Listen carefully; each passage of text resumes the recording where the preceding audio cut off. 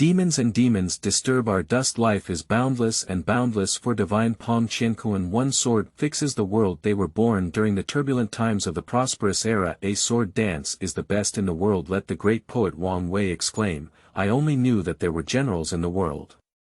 A sword dance that stands out in the world. Even the poet Saint Du Fu was amazed by her sword-wielding movements in all directions. The two of them were involved in that legend, the battle for the world's first divine sword. A sword in hand. The world belongs to me. I am free to venture in the martial arts world. What kind of martial arts myth will the two of them create? Keywords of the novel. Long Sword and June Dance with no pop-ups. Long Sword and June Dance TXT complete collection download, and the latest chapter reading of Long Sword and June Dance. Chapter 1 Preface. Dance of Fire. You are listening at novelfull.audio. Chapter 1 Preface.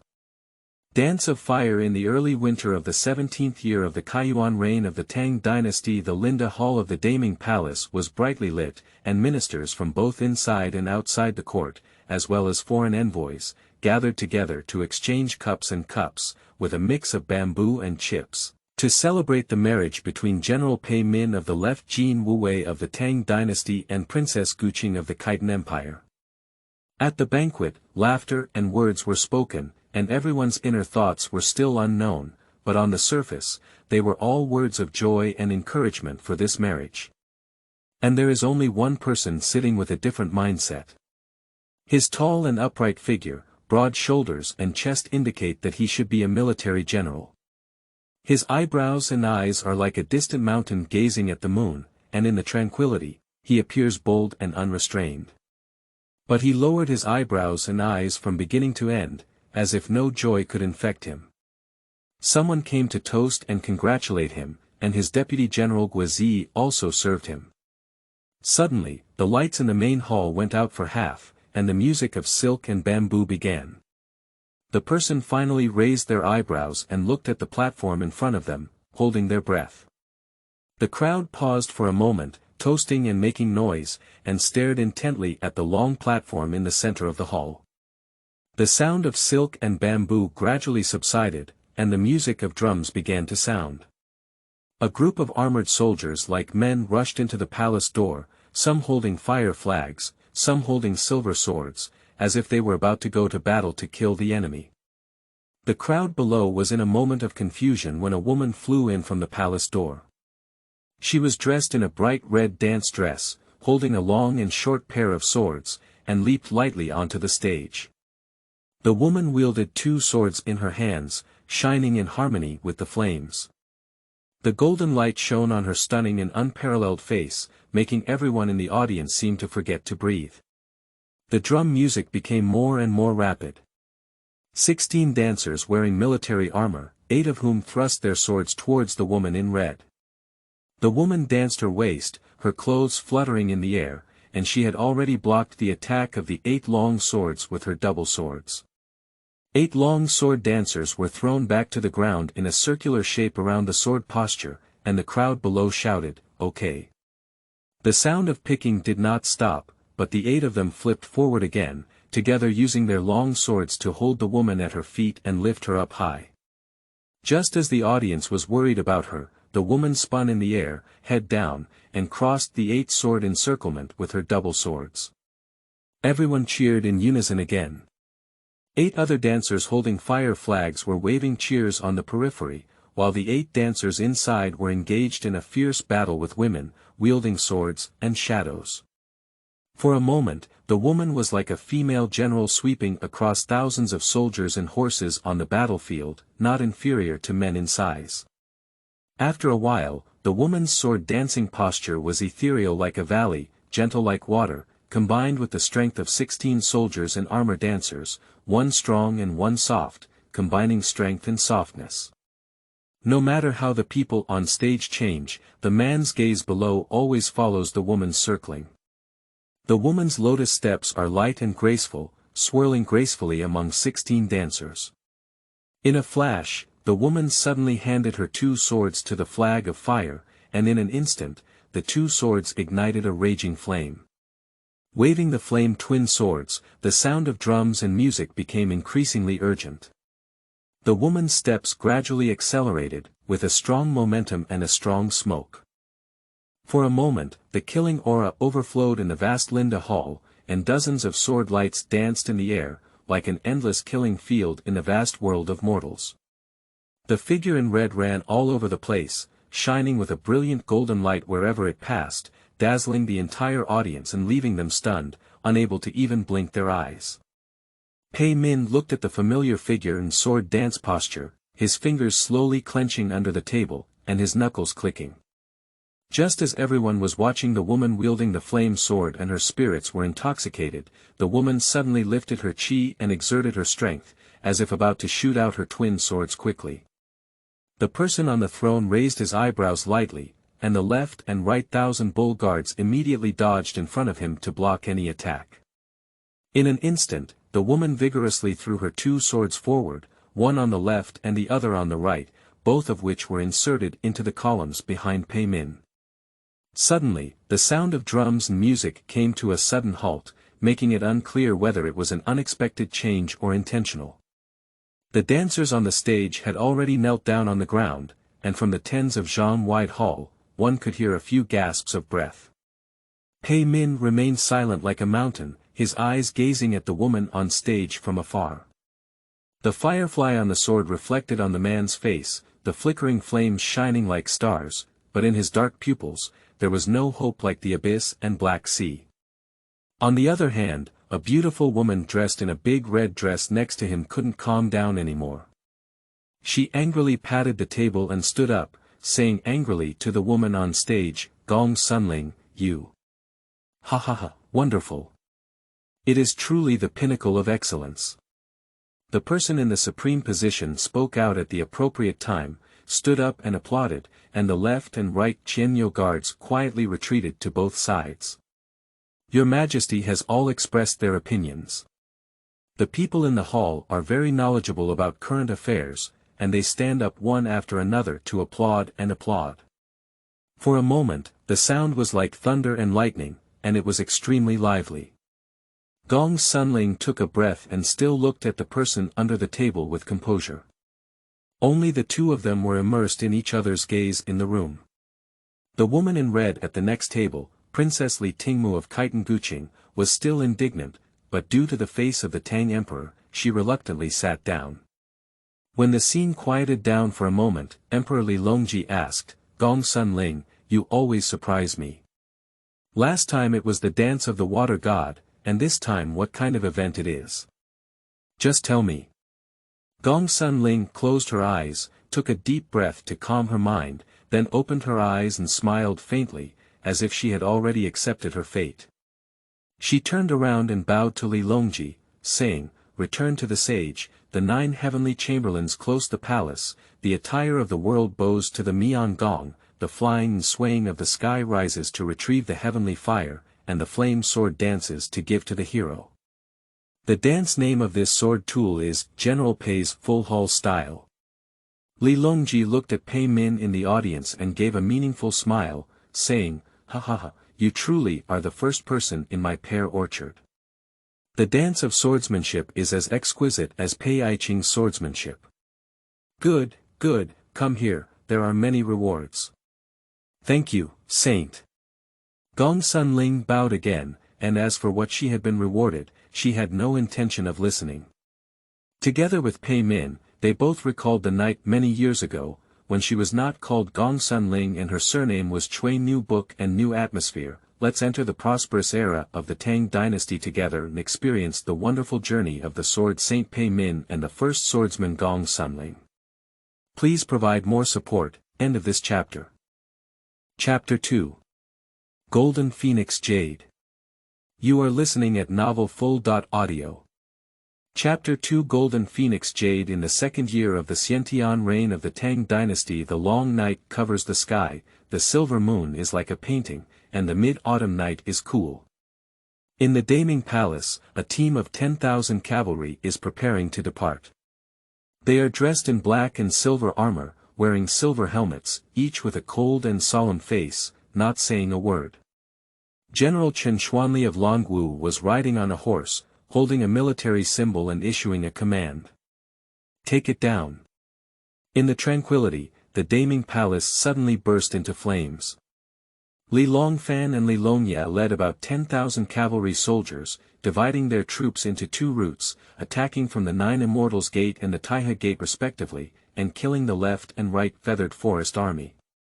The shouts of killing echoed, and tonight's Daming Palace is destined to flow with blood. But in the Zichen Hall, there was a person holding a white jade brush by candlelight, looking down as if writing something. Upon closer inspection, it was discovered that it was not a letter at all, but a dense sheet of music. The writer is calm and composed, as the life and death outside the palace gate have nothing to do with him. In no time, a person holding a dusting utensil came in at the door and said to him, "Everyone, Wang Maozhong has finished his decoration." The writer let out a and threw the white jade brush in his hand towards the table, then lifted his step and walked out. Let's go. Be concise and concise, the person who carries the dust should quickly follow. On the streets of Chang'an City, two fast horses and a carriage galloped, dust flying and breaking through the silence. Passing through Zhuke Street, 3 people, 2 horses, and a car drove towards a secluded alley in Yongyangfang. They stopped in front of a courtyard, and immediately an older middle-aged man quickly got off his horse, pushed open the door, and hurriedly walked in. The younger man on the other horse quickly got off the horse and followed, except for the person on the carriage who remained motionless. "Jilan, Jilan." The older man shouted eagerly as he entered the door. "I'm here." The woman named Jilan walked out of the inner room, looking worried. The woman has an extremely beautiful appearance and a graceful form. She looks around 23 or 4 years old, carrying a bundle on her shoulder and holding a baby girl who is about 2 or 3 years old in her arms. The baby girl is sleeping soundly with her eyes closed. "What's going on? Qinglan, why did someone send me to pack my bags? What happened? Where are we going?" The woman named Jilan gently patted and comforted the girl in her arms, while urgently asking. The man named Qinglan was Cui Shi, the official of the court, with the courtesy named Qinglan. "I don't have time to explain so much. The sage is going to take action tonight. You and Henger will take a carriage and leave, while your elder brother Zhang Song is waiting for you on the carriage outside." Cui Shi quickly finished speaking and pulled Zhang Jilan towards the door. "My brother. What about you? Are you not coming with us?" Zhang Jilan was clearly frightened and asked in a panic. "I can't leave yet. Please take good care of our daughter. Zhang Song will take you to a safe place, and Gong Sanin will also accompany you along the way." He glanced at the young man waiting by the door. At this moment, Zhang Jilan noticed Gong Sanin, who had been silent by the door. "Mr. Gongsun. You don't need to be on duty at the Imperial Medical Office." Gong Sanin looked at Zhang Jilan with a burning gaze, his clear and handsome face somewhat shy. He replied to her, "Miss Jilan, don't worry, I will accompany you all the way." Zhang Jilan wanted to ask again, but Cui Shi quickly led them outside the door and allowed them to board the carriage. Cui Shi was still not quite at ease. He followed the carriage and rummaged around the collar of the little girl's clothes for a while. A jade pendant shaped like a curved knife was revealed, with a small hole at the wide edge. It was hung around the girl's neck with a red rope, engraved with a fiery red phoenix, and wrapped in gold around it. "Take good care of this phoenix spear, Xi." Cui Shi looked at the phoenix jade pendant and carefully explained it to Zhang Jilan. Zhang Jilan glanced at the phoenix and frowned at Cui Shi. "Cui Qinglan, what are you really calculating? This jade pendant looks unusual. Why did you leave it to our mother and daughter for safekeeping?" Cui Shi looked at Zhang Jilan with a soft expression in her eyes and brows. "Don't ask so many questions for now. You just need to know that this thing is important to me. Please take good care of it and don't lose it, okay?" Cui Shi's words were both heartfelt and heartfelt. His appearance was already extremely handsome, and at this moment, he showed even more the gentleness and warmth of a man. Even though he was over 40, he could still make a woman melt her heart into him. Zhang Jilan was no exception. She looked at Shueisha with tears in her eyes and nodded, "Okay, I will do it. Don't worry." Shueisha said with satisfaction, "Let's go quickly." After speaking, he got off the carriage. "When can you come to see us?" Zhang Jilan still didn't give up, let go of Cui Heng, lifted the car curtain, and looked at Shueisha's back, stubbornly wanting to ask the answer. Shueisha didn't answer and looked at Gong Sunin standing beside him, saying meaningfully, "Sun Feng, I'll leave it to you." Gong Sunin bowed to him and said, "Don't worry, Lord Cui. I will do my best to escort the mother and daughter safely." Shueisha let out a sound, then patted his shoulder and whispered, "I know your feelings for Jilan. If I can't pass this hurdle this time, you can take good care of them for me, okay?" Upon hearing this, Gong Sunyin's expression was solemn and he knew the situation was severe. He bowed deeply to Shueisha, "I humbly accept orders." Shueisha nodded and stopped speaking. He glanced at Zhang Song in front of the carriage, who understood and nodded to bid him farewell. With a drive sound, he urged the carriage forward. Gong Sun-yin turned around and stepped onto the horse, urging it to follow. "Chenglan." Zhang Jilan murmured softly, still lifting the car curtain and looking back at Shueisha with reluctance, feeling inexplicably panicked, afraid that they would be separated forever. Shueisha watched as the carriage drifted away, rolling up a layer of silver dust. After watching quietly for a while, Shueisha sighed lightly, turned around, and walked into the courtyard again. Looking at the familiar room and decorations, Shueisha only thought to herself, "I hope I made the right bet this time." After waiting silently for a while, Shueisha was about to step away when he suddenly heard the sound of hooves and neat footsteps outside the courtyard. At least 300 people heard of this battle. Shueisha was startled and walked quickly to the door to inspect. Outside the door, flames burst into the sky, and dozens of people held torches high, illuminating this secluded alley like daylight. Then a group of princess ceremonial guards slowly approached, and a golden and noble carriage stopped at the entrance of the alley. From the carriage, a beautiful middle-aged woman walked slowly down.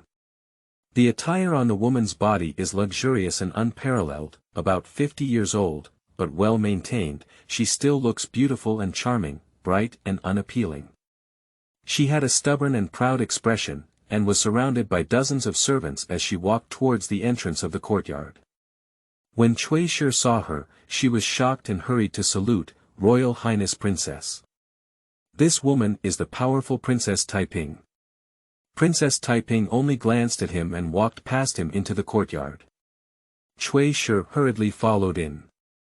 Princess Taiping walked in, and the servants stopped outside the door, bowing their heads and waiting quietly. "Princess.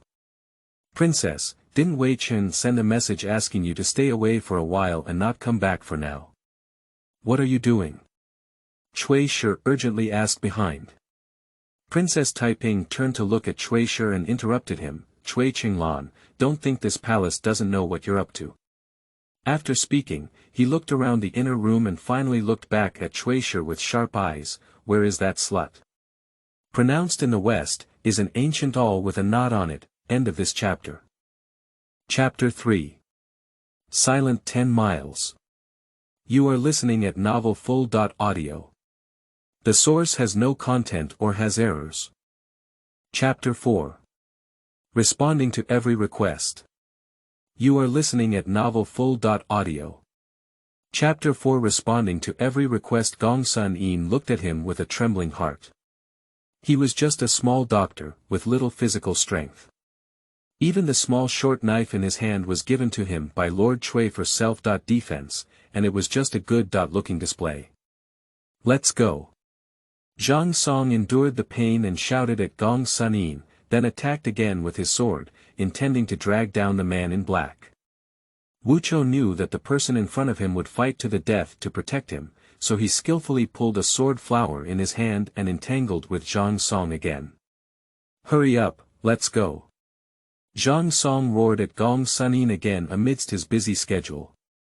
Gong Sanin regained his senses and quickly picked up Zhang Jilan and her companions, running forward. Zhang Jilan frequently turned her head and murmured softly, "Big brother." Although Zhang Song had tried his best, there was a huge difference in strength between the two. The young man in black flipped his sword tip and cut through Zhang Song's right wrist tendon, causing Zhang Song to feel pain. With a "ah" sound, the sword flew out of his hand, followed by a hiss sound. Zhang Song watched helplessly as the silver sword pierced into his heart. Zhang Song let out a muffled groan and knelt down with weak legs.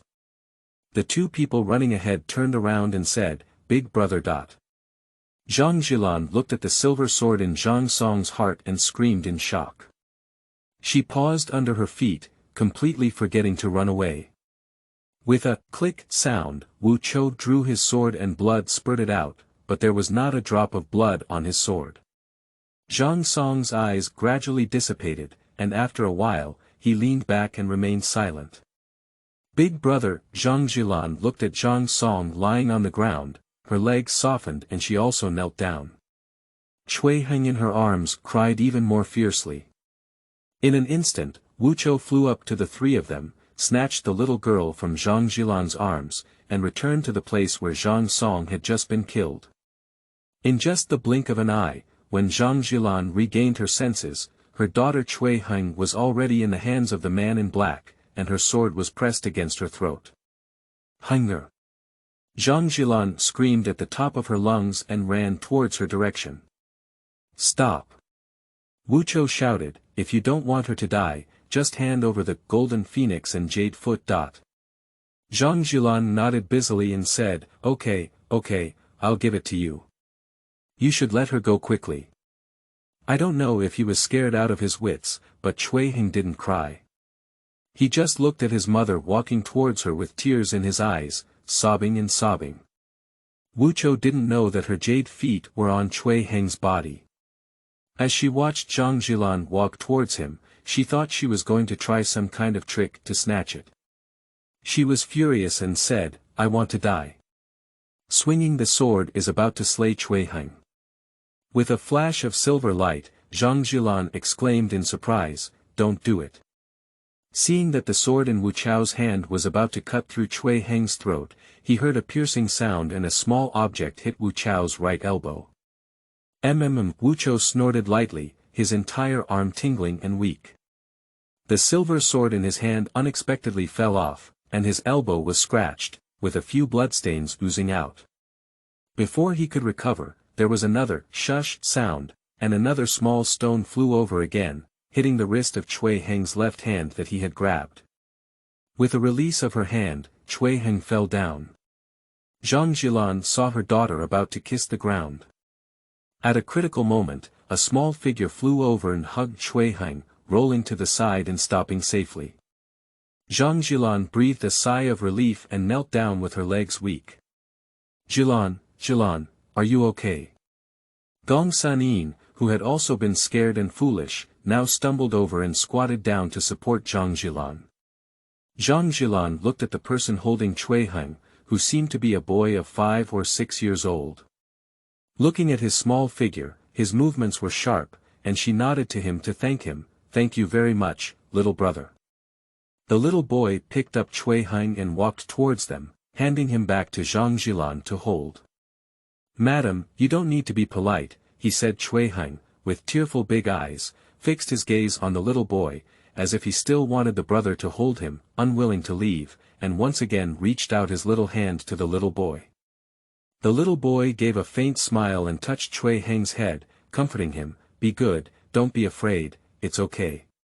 Wu Chou took a few steps back and looked incredulously at the small stone with blood on the ground. Surprisingly, it's just a stone, not a unique hidden weapon. Wu Chou's cold and stern face twisted slightly.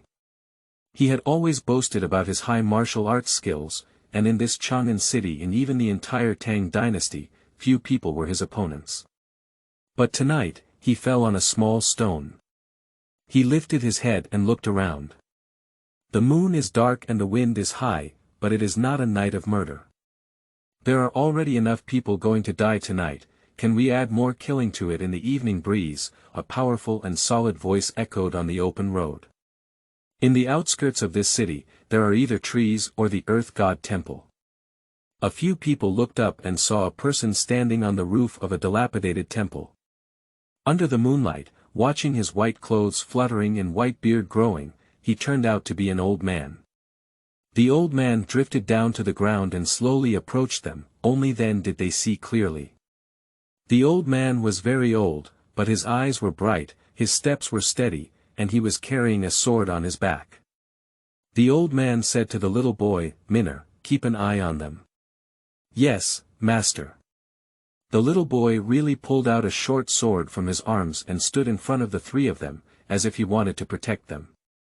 The old man stood still in front of Wucho, with one hand behind his back and the other holding onto his white beard, and said to him, "Young man, your murderous aura is very strong." Wucho looked at the old man in front of him with all his heart on guard. He saw that he had just injured himself with a small stone and even knocked down his sword. However, he was unaware of this before, indicating that his martial arts were profound and unpredictable. He couldn't help but ask, "Who is the senior?" "He." The old man smiled lightly and candidly replied, "Yi Fashion." The words startled everyone. Taisu Jinren. From Worry-Free. Teacher Yi. From Gong Sun-in. However, Gong Sun-in had only heard of this extraordinary person at the Imperial Medical Office, but had never seen him in person. "I only know that he has profound Taoist techniques and is highly valued by the Holy Emperor today, but I don't expect him to have high martial arts skills and even appear here." Yi Fashion exclaimed curiously, "How do you know the old Taoist's previous Taoist name?" "Young man, what is your name?" "There should be no worries." He was also very frank in reporting, squatting down to pick up the fallen sword and blocking it horizontally on his chest. "Should I?" Yi Fashion frowned slightly, and when he saw the silver long sword in front of him and the crescent moon shape on the sword, he couldn't help but wonder, Silver Palace. Looking at Ing Wucho, he asked again, "Does your father and mother have a humble Chiu Siue couple?" Ing Wucho glanced at the Silver Palace sword in front of him, frowned slightly, but still replied, "Exactly." But the tone was reluctant to admit. Yi Fashion was a bit surprised. He looked at Zhang Jilan's mother and daughter, then glanced at Cui Heng's neck and asked Ing Wucho, "Did Princess Taiping send you here?" "Not bad." Ing Wucho still answered coldly. "Ah. Yi Fashion let out a sigh. The Ying couple have been wandering in the martial arts world for decades. They have always been chivalrous, fighting against the strong and supporting the weak. Whenever someone encounters difficulties and seeks help from them, they will definitely lend a helping hand. Everyone in the martial arts world respects them and gives them the honorific title of responsive to every request. As their descendant, you don't distinguish right from wrong and want to indiscriminately kill these powerless women and children. How can you tell them to be empathetic?" Ing Wucho sneered and said, "If you have any requests, you will respond. It's just that those people are not ambitious and only want to seek help from others when encountering problems, taking advantage of others. The parents don't care, but Wucho doesn't want to take this path. It's just a matter of seeking different things as for what is yes and what is no. Master obeyed the orders of saints and worked for Princess Taiping without worry. He felt that saints were all right and Royal Highness Princess was wrong. It's just that each person has their own way. He should confidently state that in his view, things in the world are just different positions, and there is no right or wrong between black and white. The first meeting between Sword Saint Pei Min and Gong Sun Auntie when they were young, end of this chapter. Chapter 5. Stepping on the Snow Without a Trace. You are listening at novelfull.audio. Chapter 5. Stepping on the snow without a trace. Yi Fashion twisted his white beard, slightly lowered his head and shook his head, saying, "The temple dispute has always been a place where royal blood is buried and bones are buried, not something that we Jianghu people can intervene in." The old Taoist also didn't want to see the slaughter tonight, so he thought about going out of the city to escape from the world. Unexpectedly, he still let the old Taoist encounter him. He looked up at Ing Wucho and earnestly advised, "Young man, listen to the old Taoist's advice, put down your weapon, and fly away. Don't wade into this muddy water again. Today, the Holy One is wise and decisive in killing and attacking, and will never be willing to delegate power. Your master may be Yi Fashion didn't finish the second half of the sentence, but it should be clear to his heart." He snorted lightly and said, "Until the end, how can we know who wins or loses?" As he spoke, he pointed the silver tower straight ahead. "Senior Yi, please advise." Yi Fashion frowned and sighed, "It seems you won't give up tonight. Anyway, since heaven has allowed me to encounter it, even if it is fate's will, I cannot let go. Young man, come up with your moves." As he spoke, he pulled out his sword from his back. The sword body was pitch black and inconspicuous. Ing Wucho glanced at the black sword and whispered, "Qiankun sword." Then they attacked. Yi Fashion was slightly taken aback and said, "Young people actually know a lot." Immediately, he raised his sword to block Ing Wucho's attack towards his middle path. Yi Fashion's sword is strong and powerful, while Ing Wucho is light and agile, with ruthless moves. The two of them dismantled more than 10 moves at once, and Yi Fashion became increasingly puzzled. He couldn't help but hand the Qiankun sword to Ing Wucho's foot. Ing Wucho lightly stepped onto Yi Fashion's sword, and with the help of his counterforce, he leaped back more than 5 zhang before landing lightly on the ground. Stepping on the snow without a trace. Yi Fashion was shocked when he saw it, and he withdrew his sword and asked, "Young man, 10 miles silent soul returns to heaven. Who is Sun Jintian?" "My master." He replied with a calm and expressionless expression. Yi Fashion thought to himself, "Your moves are swift and fierce, fast and ruthless.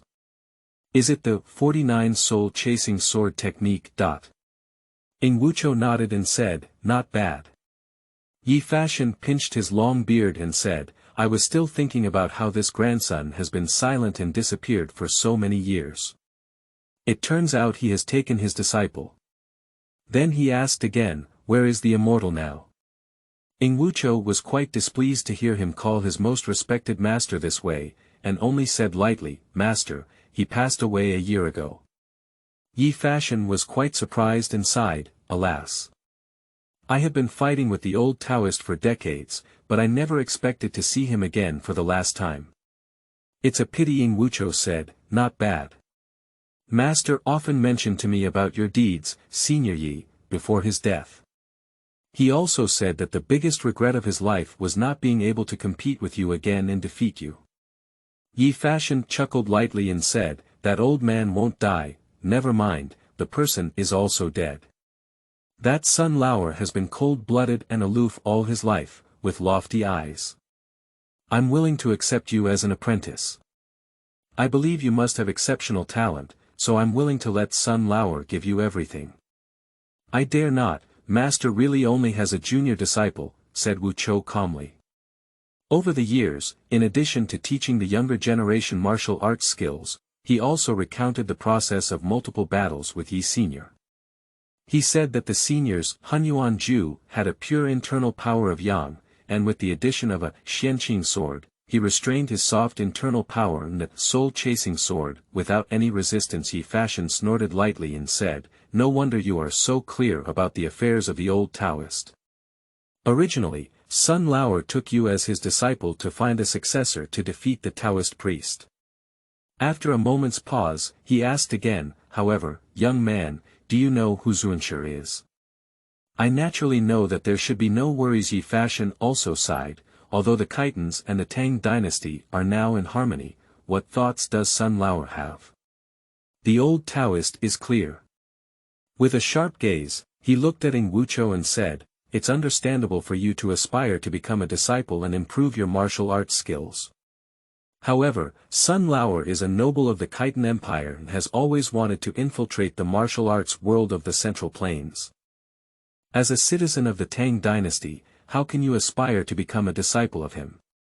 Wu Yi has no national borders, let alone the senior who just said that the relationship between the Khitan and my Tang dynasty is friendly, he replied calmly.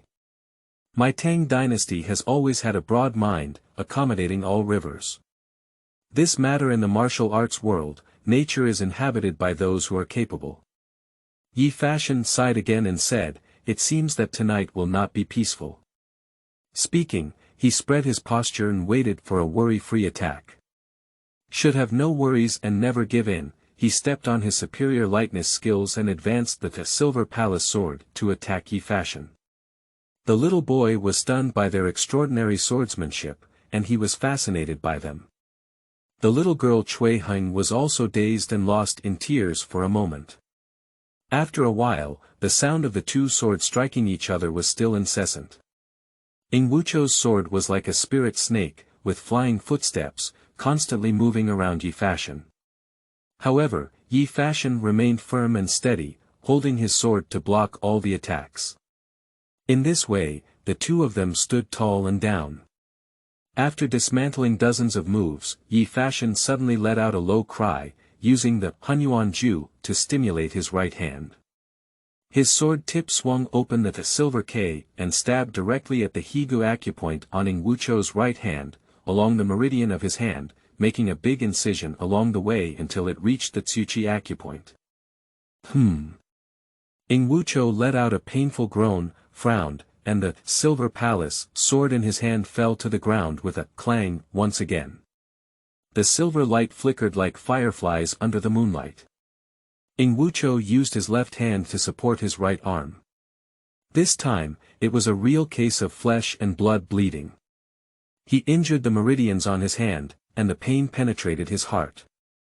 There were slight beads of sweat oozing from his forehead. He glanced at the wound on his right hand, but fortunately, Yi Fashion left a fifth margin and did not cut off his meridians. Otherwise, his right arm would probably be useless tonight. Ing Wucho's eyes darkened slightly as he looked at Yi Fashion. Thank you for your mercy under the sword, senior. Yi Fashion saw that although he pursued fame and fortune by any means possible, he could still hold it up and let it go. He couldn't help but praise him inwardly, pinching his beard and saying, Sun Lao's swordsmanship is unparalleled, but without 20 or 30 years, it is difficult to achieve great success. Young man, as the old Taoist said, your murderous aura is too strong, and it is inevitable that you will be eager for quick success and instant benefits. Wucho tightly pursed his lips and remained silent. Yi Fashion continued, in fact, whether it is swordsmanship or swordsmanship, we are all people who use it. If people cannot understand the true artistic conception of martial arts, even if we obtain the world's #1 divine sword and learn the world's #1 swordsmanship, it is in vain. You're still young, leave early and think carefully about what the old Taoist said.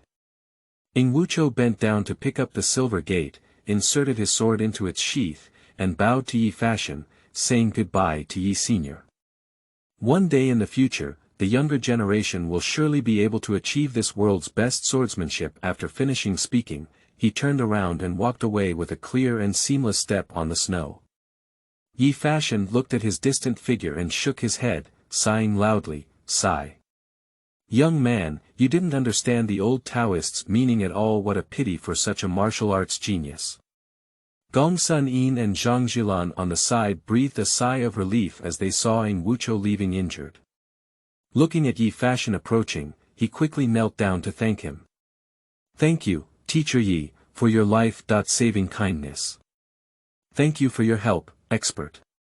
Yi Fashion helped them up and looked at the girl in Zhang Jilan's arms.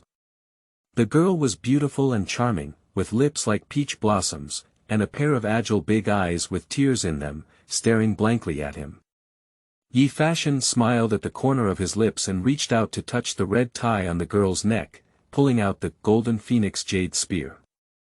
Gong Sun Yin and Zhang Jilan were slightly stunned, national teacher. After flipping through it for a while, Yi Fashion put it back and said to them, this golden phoenix jade spear is not a good thing. Do you still want to take it with you? Gong Sun Yin has no right to make decisions and only looks at Zhang Jilan. Zhang Jilan glanced at the phoenix and knew that their disaster should have originated from this thing, but it was entrusted to her by Cui Qinglan, who also told her to take good care of it. Since she agreed, she must protect it. This. Zhang Jilan dare not speak up. Their national teacher also kindly reminded them. Yi Fashion saw her in a difficult situation and understood it clearly. He smiled faintly and said, "It's okay, everything has a cause and a result. It's a blessing or not a disaster, it's a disaster that can't be avoided. This is fate." He spoke too mysteriously, and Gong Sunin and Zhang Jilan were taken aback. The little girl Cui Heng stared blankly at Yi Fashion, then turned her head and extended her arms to the little boy, still wanting him to hug her. The little boy looked at his master and Yi Fashion frowned and smiled, hee. Nodding, the little boy smiled and hugged Cui Heng, reaching out to tease her face. Yi Fashion looked at Gong Sunin and said, "This is my disciple. Pei Min." As he hugged Cui Heng, the little boy Pei Min nodded to the others. Gong Sunin and Zhang Jilan bowed back and said, "Thank you very much, young hero, for saving me." Yi Fashion said again, "The old Taoist is preparing to return to Taihe Mountain in Jiangnan Road with his disciple. Where are you going?" "Let's go with you, Lao Dao." Gong Sunin knew that he was going to escort them, so he immediately bowed his hand and thanked Yi Fashion. "Thank you, Master Guo." Yi Fashion smiled and said, "It's okay, let's go." Several people worked together to bury Zhang Song first, and then followed Yi Fashion on that unknown journey. The nickname with a strong sense of martial arts, Gui Jian Chou, has temporarily retired. Yi Fashion, Taisu Zhenren, Tang Xuanzong Guosher, end of this chapter. Chapter 6. Taiping End Road. You are listening at novelfull.audio. Chapter 6. Taiping End Road. The leaving figure of the young man in black was already hidden in the night. Princess Taiping gave a cold snort and smiled, turned to look at Shueisha, and was about to say something. Suddenly, a man came running in the distance, and the people on the horse were covered with blood. They stopped in front of Princess Taiping's guard, rolled over and fell down, half kneeled on the ground, and anxiously said to Princess Taiping 20 steps away, "Your Highness, Royal Highness Princess, something is wrong." Princess Taiping raised her eyebrows and said displeased, "What are you doing in a panic? Let him in." The guard stepped aside, and the person crawled to Princess Taiping, kneeling down and saying, "Tell the princess, our southern palace guard has been surrounded by the Saints' Right One cavalry camp, and our brothers fought to the death but were unable to break through. Our troops stationed in the Feathered Forest Army have also been slaughtered by the Left One cavalry camp. Now the sage has surrounded the princess palace with 3,000 guards. The guards in the palace can't resist. Jia Changsha and Li Sharon are captured. Eventually, his subordinates are covered by a dozen brothers and escape, and come to report to the Royal Highness Princess." Princess Taiping trembled all over when she heard it, her anger running through her body, and her eyes fierce. She said, Okay, Yuli Longji. I don't believe you anymore. You can still turn the tables. Cui Shi on the side also trembled with fear, knowing that the current situation of Princess Taiping had long passed, but she was too attached to power and refused to face reality. Looking at the face that had passed away, yet still as beautiful as a peach blossom, I couldn't bear it any more and immediately advised, "Princess, the sage has almost mastered all the forbidden forces in the Forbidden City. The situation cannot be further delayed. I earnestly request the princess to take off and my subordinates to cover the princess's departure from the city. First, go to the temple 30 miles outside the city to take refuge." With a crisp sound, echoing in the silent moonlight of the eternal sun, the autumn wind blew and brought back the rustling of leaves. Cui Shi's head was slightly tilted and he couldn't believe it. He stroked his face and slowly turned around, looking at Princess Taiping with his eyebrows raised horizontally. "Princess." The voice was very light, and the scene was also very quiet. Everyone was forbidden to meditate as if it were cold, and the atmosphere was too grand. Humph. Princess Taiping only glanced coldly at Cui Shi, then paid no attention and turned her head to give the order, drive back to the mansion. As he spoke, he headed towards the carriage shop at the alley entrance. Yes, Princess, take off. The attendants and maids were obedient, serving Princess Taiping in the carriage. The princess's ceremonial guard was set aside and she headed towards the princess's mansion. Cui Shi was also escorted by the guards to the rear. Tonight, Chang'an City seems particularly quiet, with only the sound of the princess's honor guard heard on Zhuke Street. Until approaching the princess's mansion, the eerie silence still gripped Princess Taiping's heart. The princess's mansion has long been tightly enclosed by the inner and outer layers of the imperial guards. On the periphery, there were layers of armored elite cavalry, with a fierce expression and a stern gaze. But when he saw the princess's carriage coming, he automatically gave way. The inner elite armor guards followed and made way, and the princess's carriage and escort team drove straight in, as if entering an uninhabited territory. Princess Taiping got off the carriage and entered the princess's mansion directly. All the guards allowed the way, but only Princess Taiping was allowed to enter the mansion alone. The other guards and maidservants were all stopped outside the mansion. Princess Taiping looked coldly, remained silent, and still walked with firm steps. Along the way, all the soldiers in the princess's mansion were restrained by the Yuan army, kneeling on the ground. Princess Taiping clenched her fists tightly in her sleeves, and her veins appeared on her forehead. Walking to the main front hall, there were hundreds of people kneeling on the empty ground in front of the hall, both male and female, who were servants of Princess Taiping. Princess Taiping's gaze crossed over the hundreds of people and saw a person kneeling in the hall.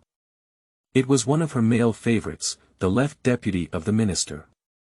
Detective Do Huai. The long sword of General Wang Maozhong of Qiankun was hanging around his neck. Wang Maozhong looked at Princess Taiping walking slowly and questioned Do Huai. Do Push, the sage said, as long as you abandon the dark and pledge allegiance to the sage will not investigate the past, but still let you serve as the left push of the Shangshu, entrusted with important responsibilities, and will still spare your family. How about that? Detective Do Huai glanced at the luxurious figure walking in at the door, and the strong aura was still in full bloom, seemingly able to calm everyone's worries. How can they survive tonight unscathed, surrounded by thousands of soldiers? He closed his eyes tightly and slightly opened his lips. In the court's factional struggles, either you die or I live. Now that the overall situation of the world has returned to the sages, Huaishan knows he has committed a serious crime and cannot live through tonight.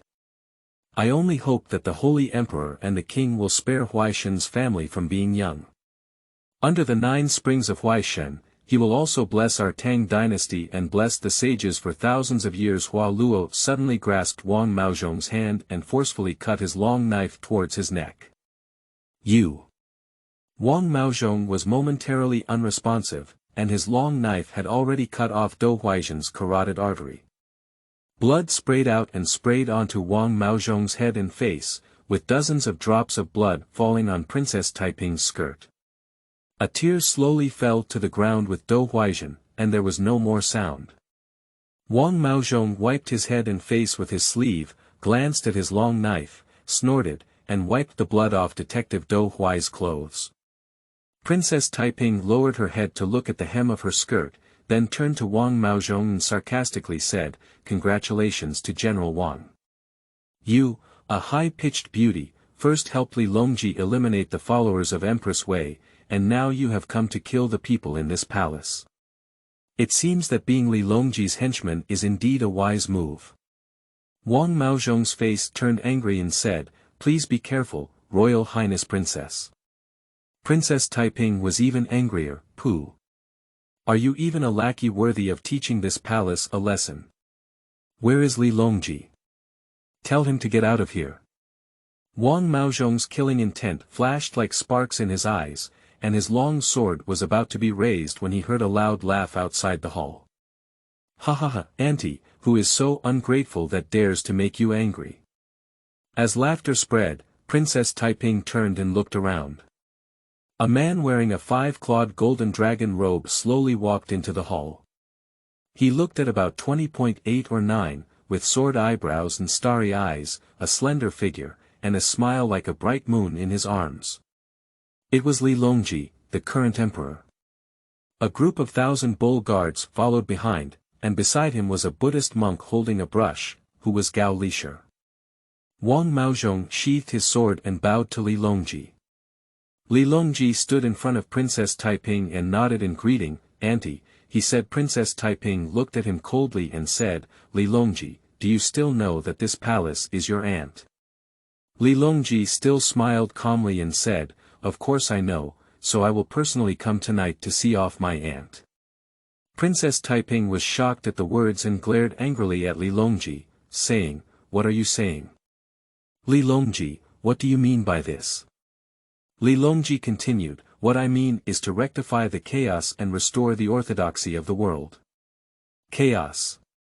Li Longji, do you think this palace is the root of that chaos? Princess Taiping's anger never subsided. Not bad. I have been in Debao for a year, which should have been the aspiration of the people and the unity of the world. But to this day, the world is still not clear, and the people's hearts are uneasy. Ultimately, it is because of Auntie, you have delusions of competing with me, and the female rooster is in the morning. Li Longji is righteous and stern in his words. Princess Taiping's eyes widened and she angrily said, "Li Longji, don't forget who pushed you to become the crown prince and who helped you ascend to the position of 95. Li Longji didn't flinch. "Not bad, I can be the crown prince. My aunt did contribute a bit, but isn't she trying to use my nephew as a pawn to control the court?" After pausing for a moment, he said, "Unfortunately, my nephew has no intention of being my aunt's chess piece. This Tang dynasty is my own world, and if my aunt wants to share a cup of soup, she will only let the heads of these countless soldiers fall to the ground and sacrifice them in vain." He glanced at Gao Lisher and brushed his hand with dust, shouting, "Your Majesty, give me wine." The competition between the powerful Princess Taiping and Emperor Xuanzong of Tang, Li Longji, has reached the final stage of life and death. Seeking collection, end of this chapter. Chapter 7. My World. You are listening at novelfull.audio. Chapter 7. My World. 1,000 bull guard walked in with a tray in his hands and knelt down to hold the tray high in front of Princess Taiping. Inside the tray was a wine pot carved with dragon gold lacquer and a silk-wrapped agate inlaid gold wine vessel, which was extremely luxurious. But now it is filled with deadly and heartbreaking poisonous wine. Princess Taiping took a few steps back in fear and looked at Li Longji, "Are you going to kill me?" Li Longji looked coldly at Princess Taiping and said, "Not to mention that my nephew doesn't care about family ties, I have 2 options for my aunt right now. One is to shave and become a monk at the White Horse Temple in Luoyang tonight, and I will no longer inquire about court affairs. The other is to drink this glass of wine, and there will be no Princess Taiping in the world again. I will give my aunt a grand funeral." Princess Taiping looked at the wine cup and slowly calmed down. Her eyes began to wander, and she looked into the void and murmured to herself, "It's been more than 20 years since I've been helping Empress Dowager with court affairs. I've been doing my best to satisfy her. Although my mother often says that I am resourceful and decisive in handling things, she is most like her, but she never praises me for doing well, only believing that it is all right. For over 20 years, I have been trembling and never dared to slack off, fearing that my mother would not be satisfied, denying all my efforts and taking away everything I have. I finally managed to abdicate from my mother's position. I thought I could finally become my own master, but now I have Empress Wei. When I cut off Empress Wei and her followers, I felt that the world would eventually belong to me, but the heavens didn't allow me to do so, so they sent you to argue with our palace." Princess Taiping's eyes focused back and she glared angrily at Li Longji. She reached forward and knocked over the tray with her hand. With a few clangs, the tray and cups scattered on the ground. "Li Longji, I don't want to die, I want to be the ruler of the world. roared with hatred. Li Longji's expression suddenly softened as he looked at Princess Taiping, but his words were extremely cruel. "Auntie, this world has never been yours," he said after Li Longji finished speaking. He turned around and walked out of the hall. Gao Lisher waved the dust again, and another Qiankun walked in holding a tray containing a piece of white silk. The door of the hall was closed, and Li Longji stood on the steps with his hands down, looking up at the bright moon and countless stars in the sky. Ah! The mournful and desperate roar echoed through the night sky of the entire princess mansion, startling all the crows on the tree. Sigh, the night breeze seemed to be accompanied by a mournful cry, singing a ghost song of soul-chasing and soul-breaking, echoing under the sky of Qiankun city. The muffled noise in the hall gradually subsided, and eventually everything returned to calm. With a click sound, the hall door opened and Gao Lisher walked out and stood behind Li Longji, respectfully reporting, "Everyone, it's done." Li Longji lowered his head and looked down at the thousands or even hundreds of kneeling soldiers and servants below. They trembled, their faces full of fear, and the shadow of death shrouded them once again. Li Longji scanned around, raised his right hand high, and swung it downwards. The soldiers of the feather forest started and fell with their swords, and the sound of click could not be stopped. Wow! The servants, who were not yet in their turn, saw the heads rolling in front of them and screamed in agony, but soon fell silent again amidst the sound of slashing and slashing. Dozens of people stood up and fled in panic, but were all caught and killed with a single blow. Li Longji looked coldly at everything below, towering above him like an eagle, gazing down at the earth beneath his feet, enjoying the glory of the victor. He whispered, "The world is ultimately mine." He looked for a while, then walked down the steps, past the purgatory like killing ground, and headed towards the mansion gate. So no one noticed that on the roof of a remote corner tower, there was a young man in black crouching. His eyes were cold and stern, with a cloth strip wrapped around his right wrist and elbow, as if he was still bleeding. He looked at everything with an indifferent expression. Soon, he stood up and bowed towards the direction of the main hall, then picked up the silver sword in his hand and silently disappeared into the night. He came and went without a trace, without anyone noticing. Li Longji walked out of the mansion and looked at the captain of the Yulin Military Academy. The captain understood and drew his sword from his waist, cutting towards the princess guard next to the carriage. Cha-chi, the sound rang out again, and these 200 or 300 guards were powerless under the encirclement and killing of 3,000 soldiers. Not to mention the other servants and maids, all of whom were fallen souls under the sword amidst their cries. "Holy, holy! Please spare my life, I have something important to report to you." Suddenly, a hurried shout reached Li Longji's ears, and a figure rushed towards him. However, before he could approach, he was stopped by hundreds of thousands of bull guards and was about to be chopped into more than 10 sections. Li Longji raised his hand to stop him, saying, "Wait." Qiankun respectfully withdrew his sword and stepped down. Cui Shi stood up in a panic and ran to Li Longji, kneeling down to pay his respects. "See the emperor, my humble minister Cui Shi has something important to announce." Li Longji raised his eyebrows and looked at him. "Prime Minister Cui, didn't you leave the city at night? How did you come back again?" The words are full of ridicule. Cui Shi was secretly surprised by his keen insight, but still tried to remain calm. "I dare not." Li Longji raised his lips and said, "What's up? Let's talk about it." Cui Shi hurriedly said, "To the emperor, have you heard a rumor in the martial arts world that life is boundless, and one sword can conquer the world? It refers to the world's first divine sword. Tsangmin, the #1 divine sword in the world. Tsangmin." Li Longji couldn't understand why he mentioned this insignificant thing. Cui Shi nodded and said, "Not bad. It is rumored that as long as I obtain this divine sword, I can conquer the country and conquer the world. I have already mastered the clues to find this divine sword and have obtained one of the divine objects. As long as the Holy Emperor gives me some time, I will definitely be able to find this world's #1 divine sword and offer it to the Holy Emperor.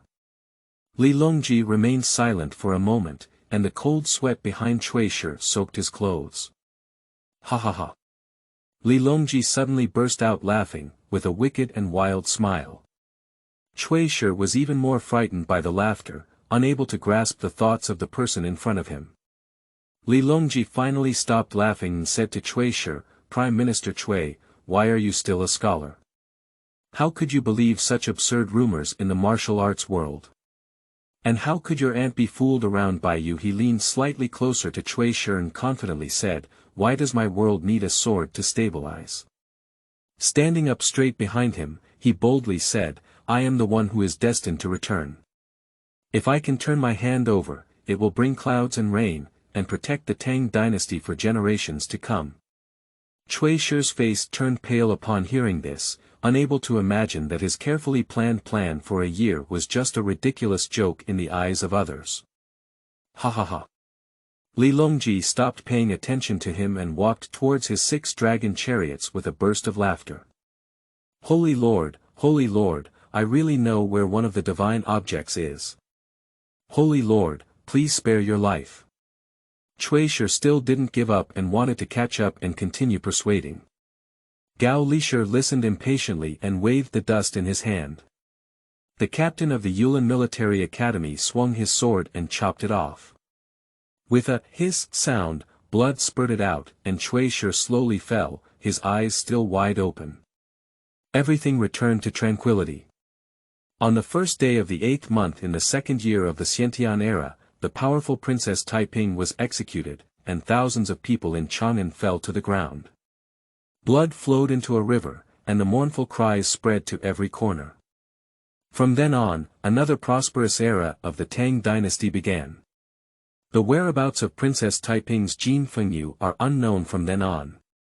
The Tang dynasty ultimately returned to Li Longji's hands. Please collect it. End of this chapter.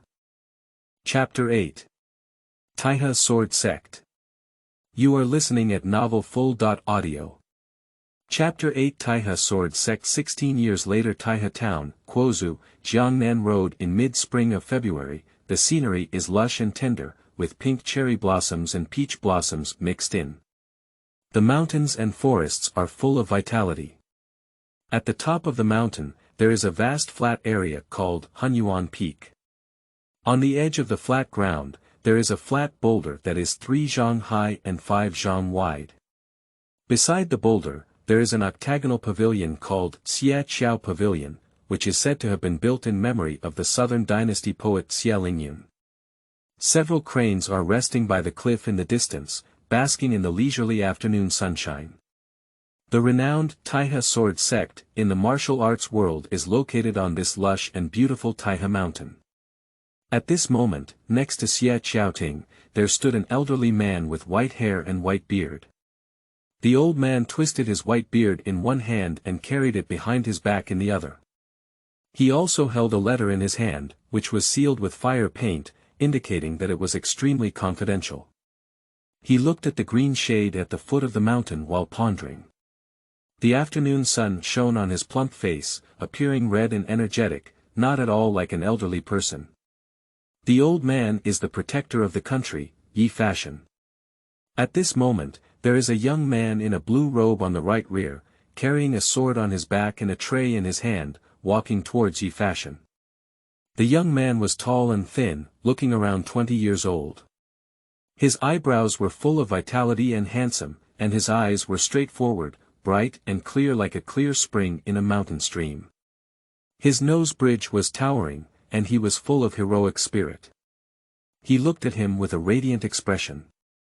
He walked steadily and approached slowly, standing behind Yi Fashion, respectfully saying, "Master, please have some tea."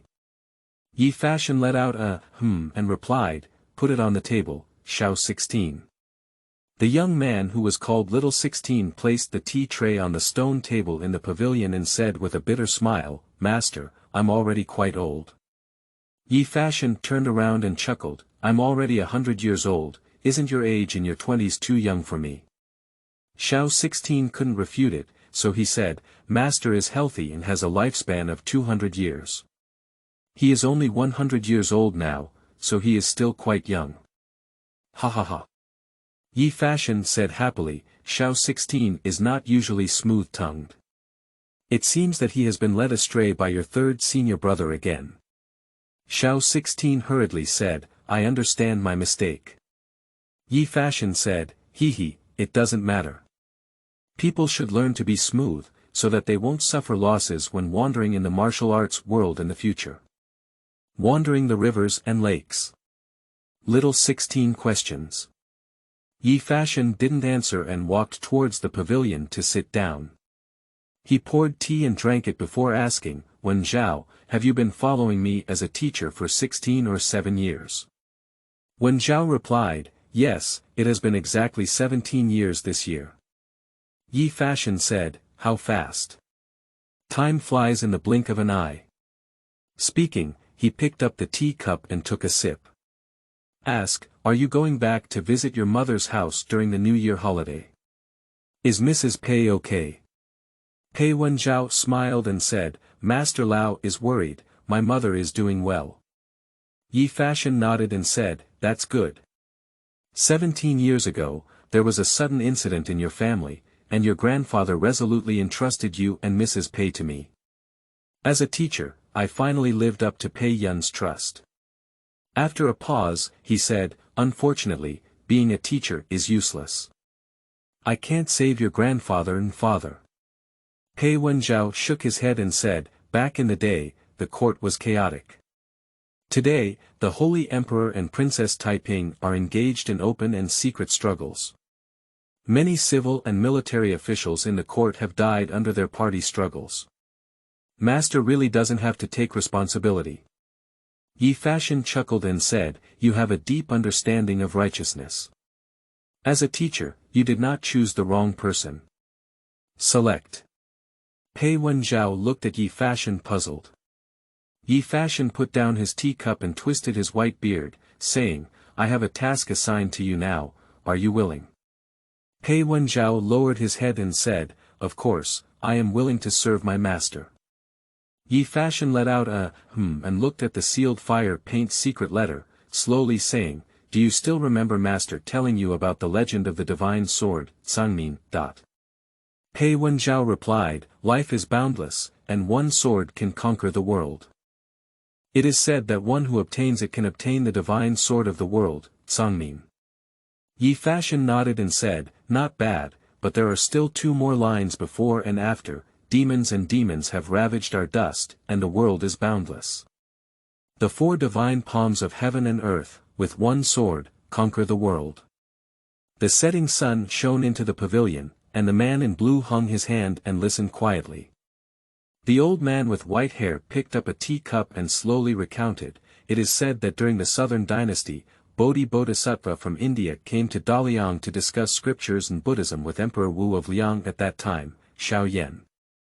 At that time, the Jia tribe, who had defected to the southern Liang, launched a rebellion and almost killed 200,000 people in the healthy city. Corpses lay everywhere in the capital, barefoot for thousands of miles. Pei Wenjiao frowned upon hearing this and said, Ho Jing, the leader of the Jia tribe, has lost his humanity. He not only repays kindness but also harms the innocent people of southern Liang. Yi Fashion continued, At that time, Bodhidharma held his sword with righteousness and used the one-reed sword technique to cut and kill wherever he passed, invincible. He took the head of Ho Jing among thousands of soldiers and horses, and joined forces with the general of southern Liang to extinguish the rebellion of the Jia tribe. Only then did a great calamity be quelled, and southern Liang was saved. Pei Wenjiao's eyes lit up and he exclaimed, This swordsmanship is so divine. After a moment's pause, he asked, Is the sword held by Bodhisattva the Sangmin? Yi Fashion nodded and said, Not bad. After Bodhisattva helped Xiao Yan quell the rebellion, he went north to the Shaolin Temple on Mount Song in the Great Wei Dynasty to continue preaching and discussing Buddhism. He also left behind 2 martial arts mental techniques, the Wash Marrow Sutra and the Gi Jin Jing. He felt that the killing with the Tsangmin sword was too heavy and contrary to the compassion of Buddhism, so he sealed this sword in a hidden place. But at that time, the abbot of Shaolin Temple, Zen Master Huiguang, felt that the world was plagued by wars and disputes, and the people were suffering. He needed a savior with a divine sword in his hand to unify the world.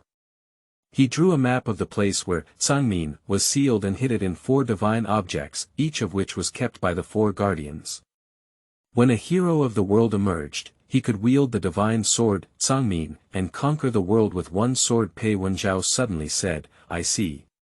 No wonder there are rumors in the martial arts world that if one can achieve extinction, they can conquer the world.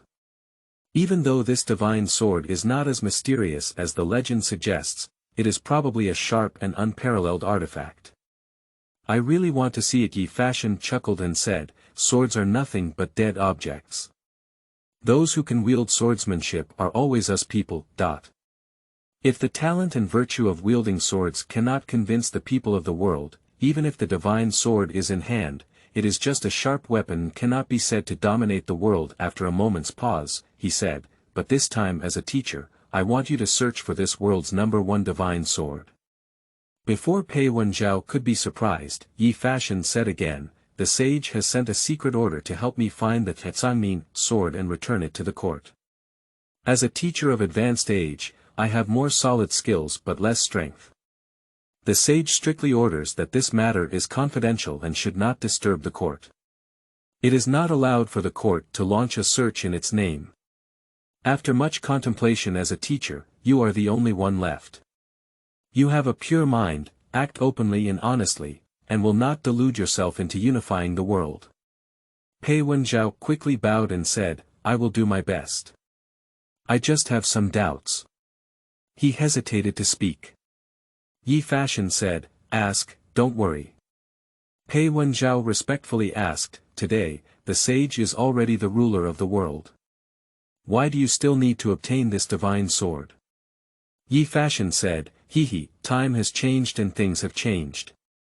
Now that the world is unified, it is naturally not necessary.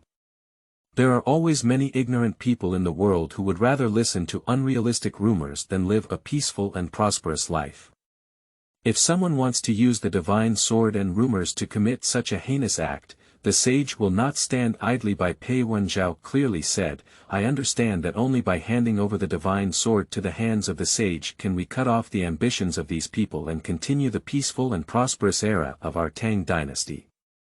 Yi Fashion nodded, and said, "But for 100 years, there have been constant wars and disputes, and those 4 divine weapons have already scattered in all directions. It takes a lot of hard work to find the divine sword." Pei Wenjiao didn't care at all. "If that's the case, the other party would be the same. I will definitely put in all my effort to find it one step ahead of them." "Master, what exactly do these 4 divine tools refer to?" Yi Fashion chuckled and took out a small scroll from his arms, handing it to Pei Wenjiao. The called 4 gods refer to the tokens held by Qinglong, Zhuke, Baihu, and Xuanwu respectively. More than 10 years ago, the person I met with you by chance was the one who held the southern vermilion bird token.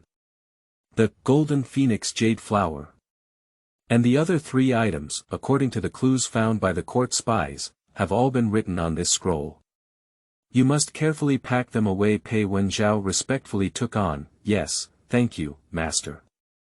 I thought of the beautiful little girl with tearful eyes on that night over a decade ago."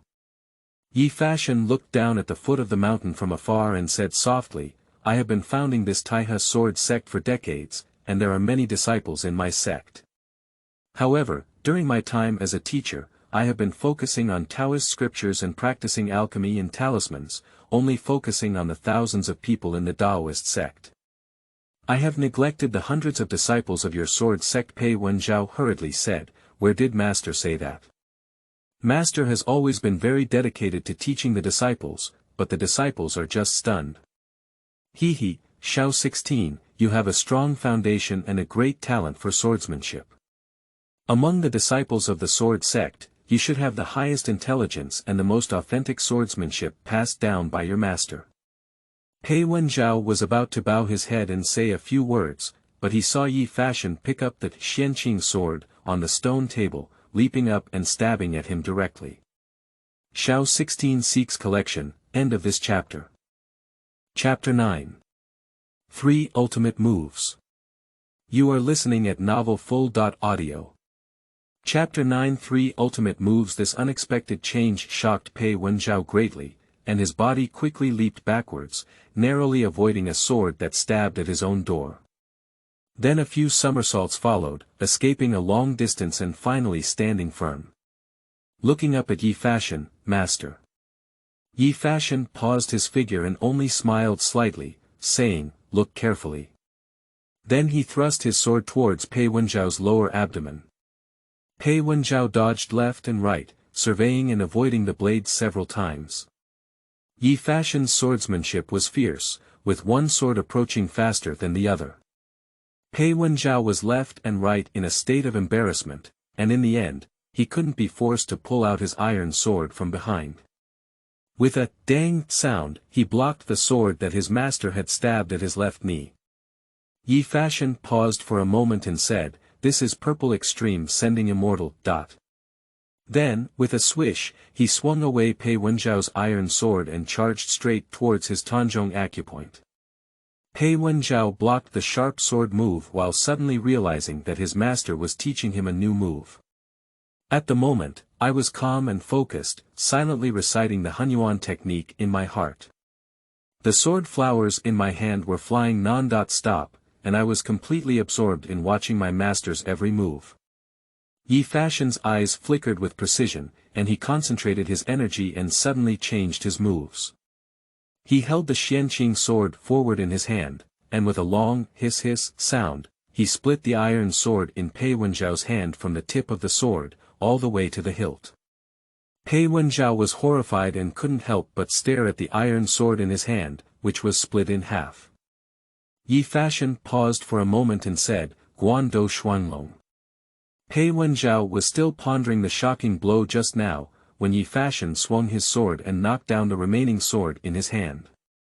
As the sword landed with a clang, Yi Fashion suddenly threw his Qianqing sword into the air, with a strong momentum as if it was about to soar into the clouds.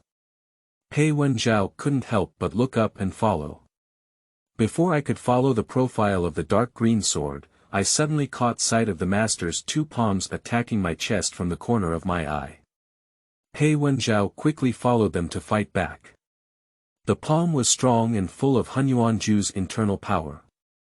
Even the moves were the same, which was called 30.6 Tiandong palm technique.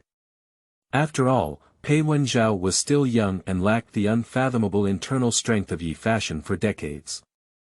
He forced him to repeatedly retreat, and his arms were shaken to a tingling sensation. Pei Wenjiao gritted his teeth and struggled for a while. After a while, he saw his master's strength slightly slowing down and was about to strike hard to turn defeat into victory. Suddenly, he heard the sound of something breaking through the air above his head, which made Pei Wenjiao shocked. He thought it was the Qianqing sword that hit his head and tried to use a move to force his master away, but was entangled by Yi Fashion. Pei Wenjiao was complaining incessantly, thinking whether to close his eyes and wait for death. At the last critical moment, Yi Fashion grabbed Pei Wenjiao's arms and dragged him to the other side. Pei Wenjiao had just stood firm when he heard a crack sound. The Qianqing sword had penetrated the ground where he had just stood, at least 10 inches away. Pei Wenjiao looked at the still swaying Qianqing sword and was deeply moved. He thought that if his master hadn't pulled him away just now, the sword would have penetrated through the Baihui acupoint above his head, and he would definitely die. Yi Fashion twisted his beard and smiled slightly, saying, "The giant dragon is towering in the sky." Pei Wenjiao smiled bitterly, thinking to himself that he was almost about to ascend to heaven just now. Yi Fashion looked at his disciple's bitter and hostile expression and chuckled, "Don't be discouraged. These 3 moves were devised by the young and energetic master to deal with a lifelong enemy. They have great killing power. If you don't encounter a last resort, don't use them easily. However, this time you are going down the mountain to search for the 4 gods and the Tsangmin divine sword, you will definitely encounter many troubles and strong enemies. You should think carefully and practice more. Pei Wenjiao tidied up his mood and said, "Yes, master." "When will the disciple depart?" Yi Fashion looked at the verdant forest at the foot of the mountain and slowly said, "Tomorrow." "Ah. So, what time does he have to practice?" Pei Wenjiao looked at the iron sword that had been split in half on the ground and felt heartbroken. Although the iron sword was worthless and possessed by every disciple of the Taihe sword sect, it had been worn by him since he first entered the school. It had been more than a decade and he had a deep emotional connection. Pei Wenjiao didn't say anything, but the sorrowful expression on his face fell into Yi Fashion's eyes. Yi Fashion laughed heartily and took 2 steps before pulling out the Qianqing sword from the ground and handing it to Pei Wenjiao. "Here, ah." Pei Wenjiao shook his head in a panic, the disciple dared not. Yi Fashion chuckled twice and said, "Do cultivators still care about these external things? Besides, as a teacher at this age, do we still have to fight and kill in the martial arts world? Take it." Pei Wenjiao thought about it too, not to mention that master's skills have reached the realm of perfection, and even flying flowers and picking leaves can harm people, without the need for divine weapons. "Thank you, master." Pei Wenjiao respectfully took it with both hands and looked at the pitch-black body of the sword. He secretly admired it. Although the appearance of the Qianqing sword was unremarkable, it was one of the top swords in the martial arts world. Its sharpness was evident from the iron sword that had been cut in half on the ground. It seems that only the divine sword Sangmin can compete with one of them. "Just, master, where is this scabbard?" he had been wanting to ask for a long time. "No," Yi Fashion said nonchalantly. When he was young, he fought against a person with high martial arts skills. The sword he used was also a divine weapon. As a teacher, he underestimated the enemy for a while and didn't even draw his sword. Unexpectedly, his sword broke the scabbard. From then on, in order to alert himself, he no longer used the scabbard. Pei Wenjiao exclaimed, "I didn't expect there to be someone who can rival my master.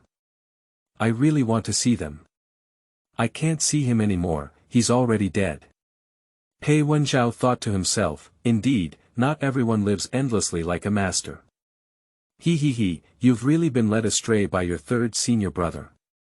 It seems that it's right to ask you to hurry down the mountain and explore, so that you don't have to face those monkey cubs all day.